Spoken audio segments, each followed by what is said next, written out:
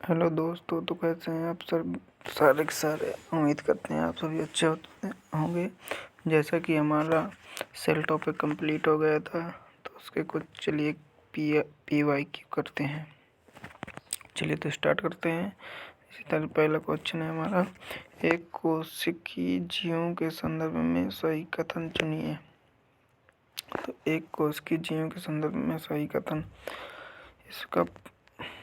इसका ऑप्शन देखते हैं। एक कोशिकीय जीवों में ऊतक समन्वित होकर विभिन्न कार्य करते हैं। दूसरा है, एक कोशिकीय जीवों को भोजन की आवश्यकता नहीं होती। तीसरा है, एक कोशिकीय जीव श्वास लेते हैं और जनन करते हैं। तो चौथा है, सभी एक कोशिकीय जीव पक्षाभिकाओं द्वारा गति करते हैं। तो इसका ऑप्शन सही होगा, सही है तीसरा। चलिए तो दूसरा देखते हैं। अधिकांश कोशिकाओं को लेंस की सहायता के बिना नहीं देखा जा सकता, क्योंकि कोशिकाएं सूक्ष्मदर्शी होती हैं। तीसरा देखते हैं, निम्नलिखित में से कौन सा शब्द केंद्रक का भाग नहीं है। तो इसका ऑप्शन सही हो जाएगा, राइबोसोम केंद्रक का भाग नहीं होता। कोशिकाओं के विभिन्न घटकों के लिए उपर्युक्त शब्द है कोशिकांगक। कोशिकाओं के भीतर पाई जाने वाली जेली जैसी पदार्थ को क्या कहते हैं। तो ये कोशिका द्रव्य, जेली जैसे पदार्थ को कोशिका द्रव्य कहते हैं। कोशिकाओं की लंबाई चौड़ाई को व्यक्त करने के लिए मापने का यूनिट होता है, ये होता है माइक्रोमीटर। कोशिका झिल्ली का सबसे महत्वपूर्ण कार्य है कि वह कोशिकाओं में प्रवेश करने वाले एवं बाहर जाने वाले पदार्थों का नियंत्रण करती है। इसका ऑप्शन ए हो जाएगा।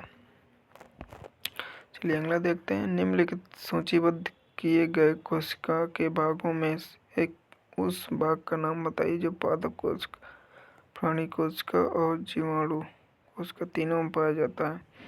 तो ये सेल मेम्ब्रेन यानी कोशिका झिल्ली। निम्नलिखित में से कौन कोशिका नहीं है। तो ये है विषाणु कोशिका नहीं है।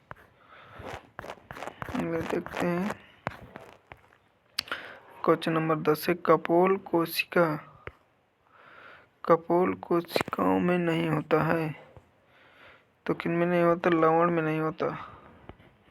इसका ऑप्शन डी सही हो जाएगा। क्वेश्चन नंबर 11 में से कौन सा कार्य राइबोसोम नहीं करता। तो राइबोसोम इसके कुछ ऑप्शन देखेंगे। तो ये प्रोटीन अणुओं के निर्माण में सहायता करता है, ये एंजाइम के निर्माण में सहायता करता है, ये हार्मोन्स के निर्माण में सहायता करता है, ये मंड अणुओं के निर्माण में सहायता करता है। तो जैसा कि आप जानते हैं कि राइबोसोम प्रोटीन अणुओं के निर्माण में सहायता करता है और ये एंजाइमों के निर्माण में सहायता करता है। तो इसका ऑप्शन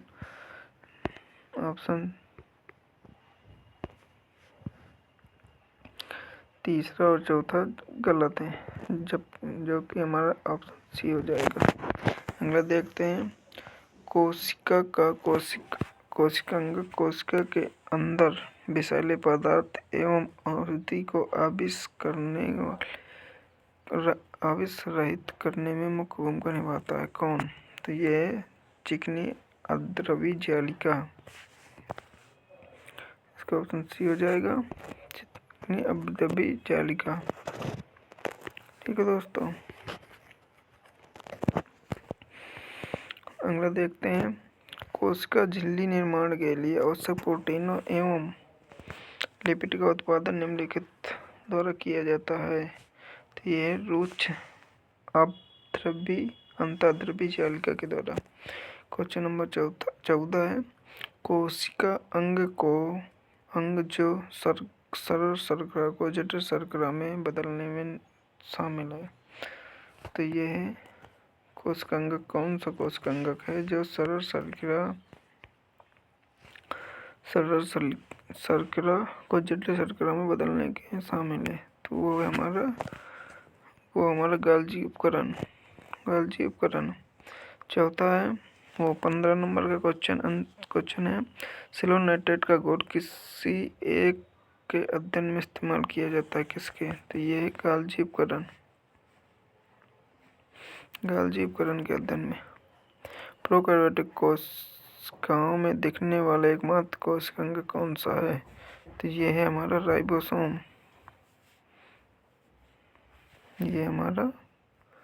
राइबोसोम। वह अंग जिसमें कोशिका भित्ति नहीं पाई जाती, तो ये है राइबोसोम।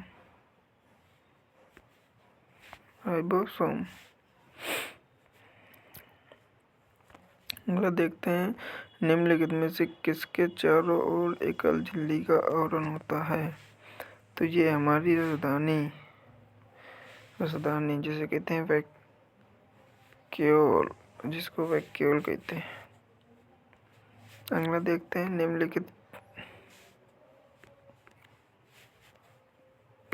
निम्नलिखित चित्र में दिखाई गई कोशिका पादप में कहाँ पाई जाती है? तो इसके ऑप्शन देखते हैं। इसके ऑप्शन ये दिए गए हैं, ये पाई जाती है जड़ में।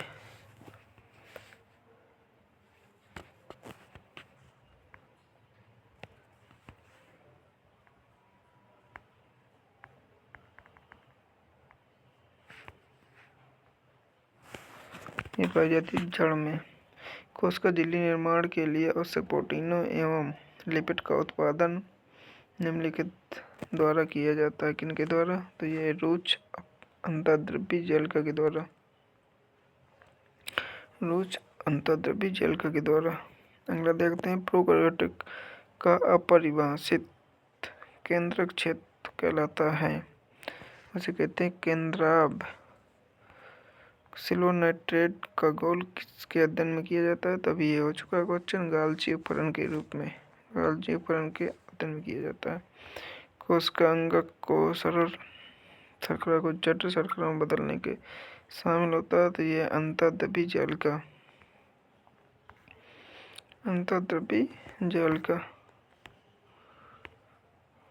देखते हैं, केंद्रक के अलावा ये अंग जिसमें डीएनए होता है, ये माइटोकॉन्ड्रिया। अगला देखते हैं, निम्नलिखित कथनों में से विसंगत कथन को चुनिए। तो अर्धपारगम झिल्ली में से होकर जाने वाले जल की गति जिसमें घुले पदार्थों की तुलना में प्रभावित होती है। दूसरा, झिल्ली कार्बनिक अणुओं जैसे प्रोटीन और लिपिड से बनी होती है। तीसरा है, कार्बनिक विलायक में घुलनशील अणु झिल्ली में से होकर आसानी से गुजर जाते हैं। चौथा है, पादपों में कोशिका झिल्ली में काइटिन शर्करा होती है, तो हमारा चौथा ऑप्शन ही सही है। अगला देखते हैं, कौन सा कोशिकांग